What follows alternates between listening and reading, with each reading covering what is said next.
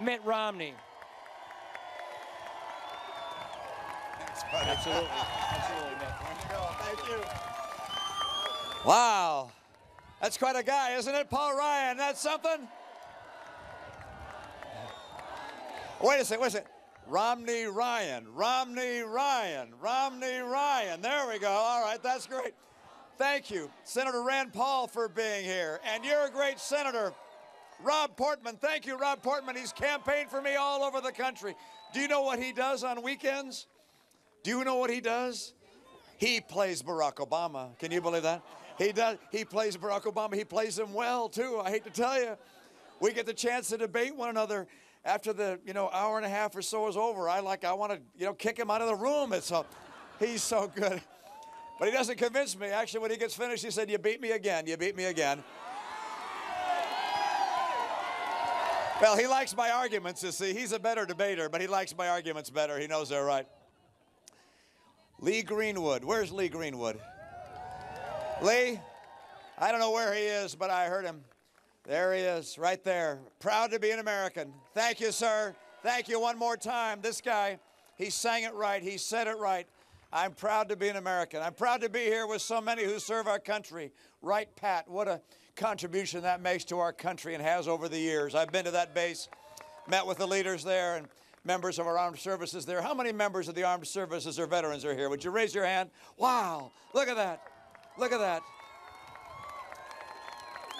I love that national hymn, one of our national hymns, "Oh, beautiful for heroes proved in liberating strife, who more than self their country love, and mercy more than life." Thank you to our veterans and our members of the armed services.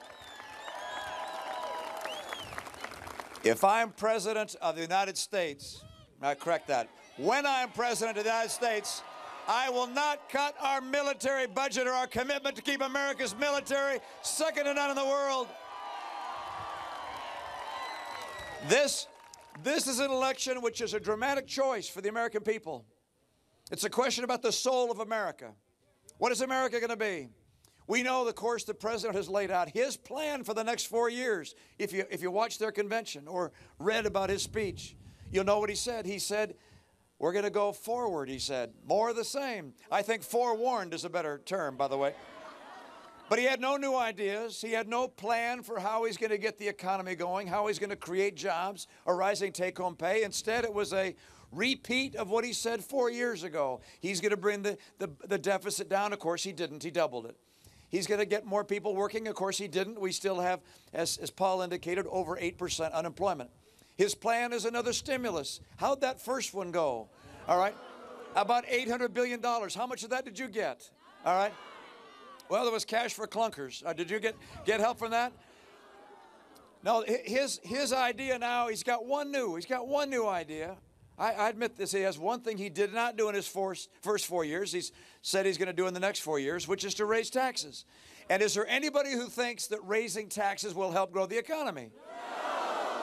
No, his plan is to continue what he has done before. The status quo has not worked. We cannot afford 4 more years of Barack Obama. We're not going to have 4 more years of Barack Obama.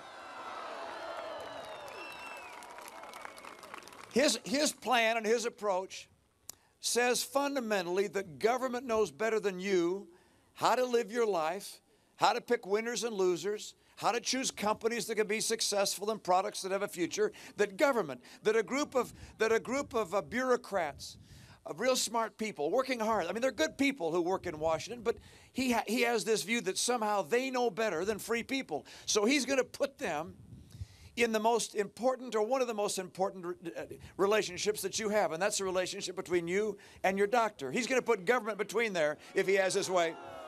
He wants a government that's more and more expansive and intrusive. Do you know how much money he spent in 1 year putting money into companies that he thought had a bright future, green companies? He spent $90 billion, $90 billion, and sent it into companies in many cases that were owned by campaign contributors of his. Look, this is a vision of government that's entirely foreign to anything this nation has ever known. The idea of a larger and larger government, taking more and more from the people, intruding itself in your relationship with your doctor, investing, so to speak, in companies, picking winners and losers, or in his case, losers. Look, that is not the America I know. That is not the America that built Ohio. That's not the America that we're going to restore. We're going to return America to the principles that made this nation the hope of the earth. I have an entirely different course. I will restore the principles that the founders described when they wrote the Declaration of Independence. The foundation of this nation said this, that our rights did not come from government, our rights came from God himself. And among those rights were life and liberty and the pursuit of happiness. We are free in this nation to pursue happiness as we choose. And now and then there's a person out there that has some idea and goes out and pursues it, not because the government told it to do it, but because this idea came into their mind. And they said, I'm going to go out there and try this idea. Most of the ideas don't work. That's the nature of starting something up. But now and then they really do. And when they do, they lift other people who get to work there. And if they're successful beyond their dreams, many, many people get great jobs and a bright future. That's how our economy works. It is not driven by government. It is driven by free people. And if this president persists on the road of making it harder and harder for small businesses to grow and thrive, he's going to slowly but surely weaken our economy and turn us into Greece, and we must not let it happen.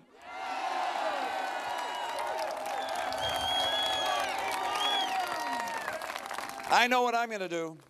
I'm going to restore that principle of free enterprise, that principle of people pursuing their dreams as they wish. We're a nation of dreamers. We want our kids to get an education that will give them the skills so they can dream and build their own future. That's the nature of how America works. He just can't do that because he gets his largest single funding from the teachers' union. Nothing wrong with the teachers' union, but I just think the President of the United States should be focused on the needs of the kids, not focused on the needs of the teachers' union.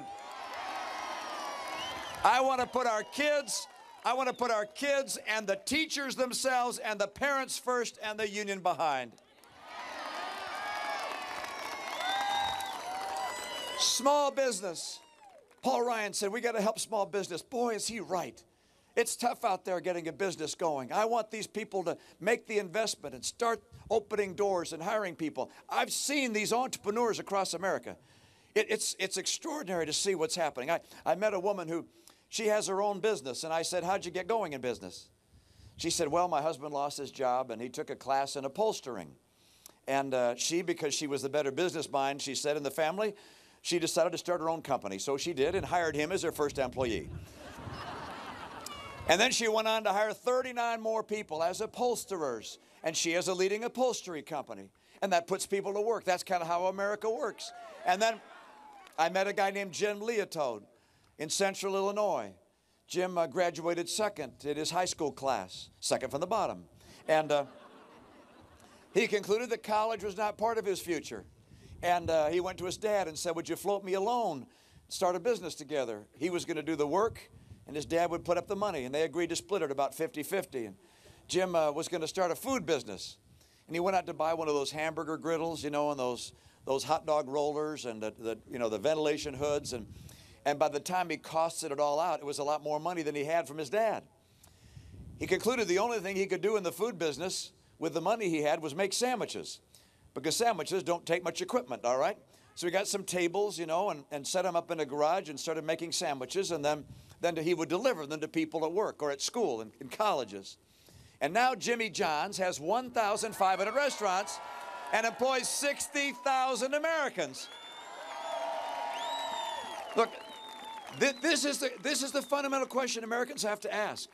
Do we believe that government bureaucrats are better at telling us what kind of health care we ought to have and what kind of insurance we ought to have? Do we believe that they're better at telling us which businesses to invest in, like Solyndra and Fisker and Tesla and Interone? Or do we instead believe that free people pursuing their dreams will build a stronger economy? That's what I believe. This president has a plan for small business. He's got a plan for small business. He's going to raise their taxes. I was with an entrepreneur in St. Louis who's in the electronics industry in a small way. He has 4 employees, and he said, you know, my son and I calculated how much tax we send to government. And, you know, I had a number in mind as he began saying that to me as to what I thought he was going to say. And then he went through, he said, I calculated my federal income tax, my federal payroll tax, my state income tax, my state sales tax, my gasoline tax, and my real estate tax. And by the time I added it up, more than half of what we make in my business we give to government. And I thought, now you think about this. You think about taking the risk of starting an enterprise that's going to hire other people when you know you haven't even got a 50-50 chance the business will succeed, because most small businesses, they struggle, they don't make it. So you know you might lose your money, but if you're successful, if you make it, the government wants half of what you make. And what's the president's plan for small business? Raise taxes further. For 1 million small businesses in this country, he wants to take the federal income tax rate from 35% to 40%. And what that will do is kill jobs. This is a president who is bent on growing government. I am bent on growing jobs and raising take-home pay, and we'll do it.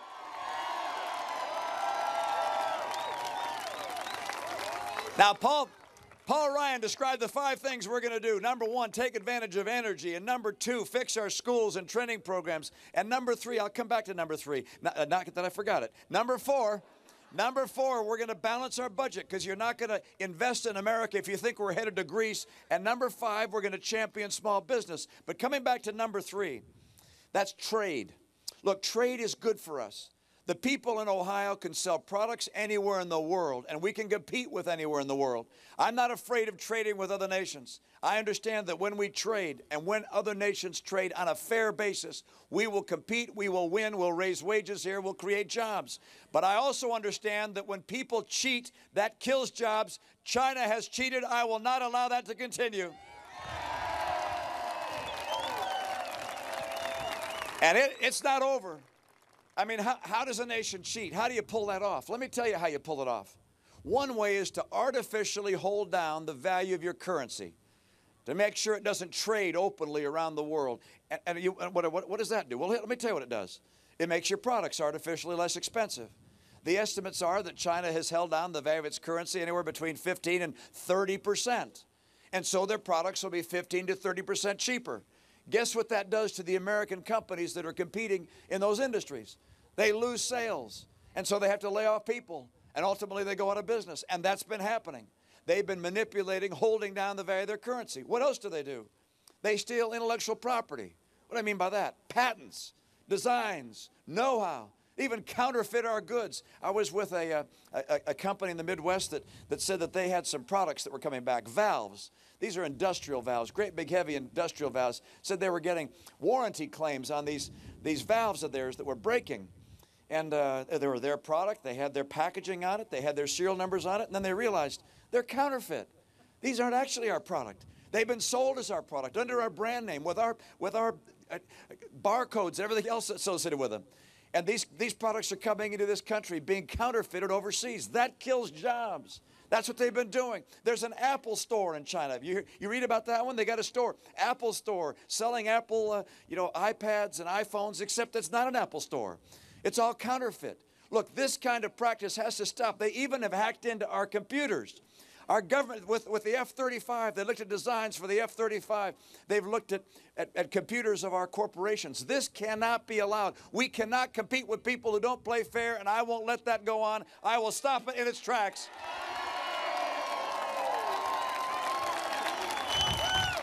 You guys, I love this country, and I know it's based upon this nation is a nation that makes me proud.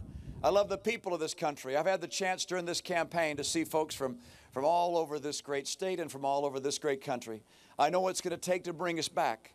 Paul and my plan will create 12 million jobs and will cause take-home pay to go up. Look, it's gone down every year for 4 straight years.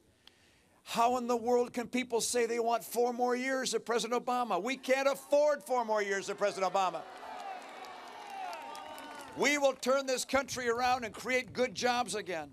And let me tell you, it matters. It really matters. It matters for 23 million people who are struggling to get a good job.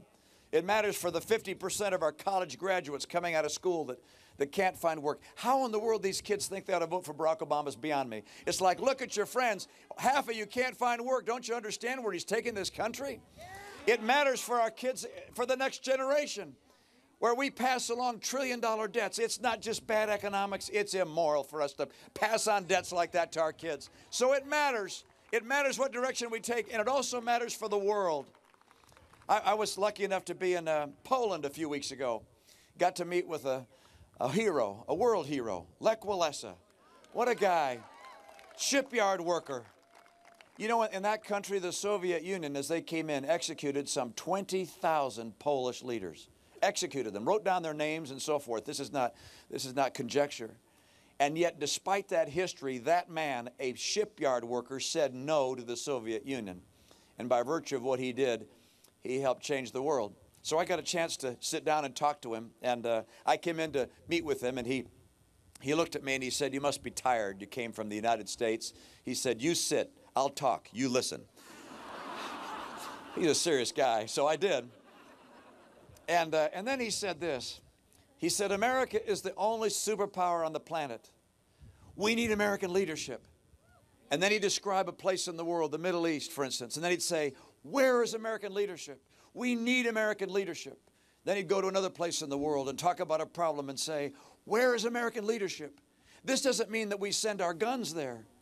This means that we stand up with our economic power, our soft power, our diplomatic power, our principles. We fight with people we believe in. It means that when people in Tehran take to the streets protesting an illegal election of Ahmadinejad, we have a president that says something that doesn't say silent.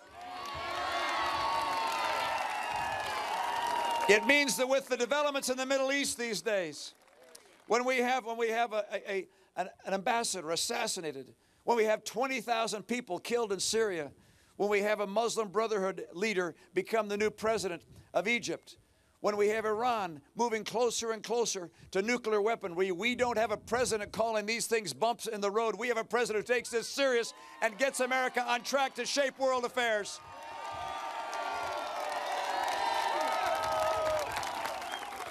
And so it matters. American leadership matters. And I can tell you this. For us to have leadership, we have to have strong homes and strong values and a commitment to our principles. We also have to have an economy second to none. And finally, we have to have a military no one would ever think of testing. I will bring those three things back to America and keep America strong. If you agree with Paul and me, and with these two great senators, that we can't afford 4 more years of Barack Obama, that we can't afford more years of wondering whether our kids can find a good job when they get out of school, if we can't afford more weeks wondering if we could put food on the table at the end of the week, if you agree with me, then I need you to find people who went out there and voted for Barack Obama and convince them to join our team, because together we're going to strengthen this country. We're going to make sure it provides the jobs we need. We're going to keep it the hope of the earth. The world needs American leadership. We do, and we're going to bring it. Thank you so very much. Thank you.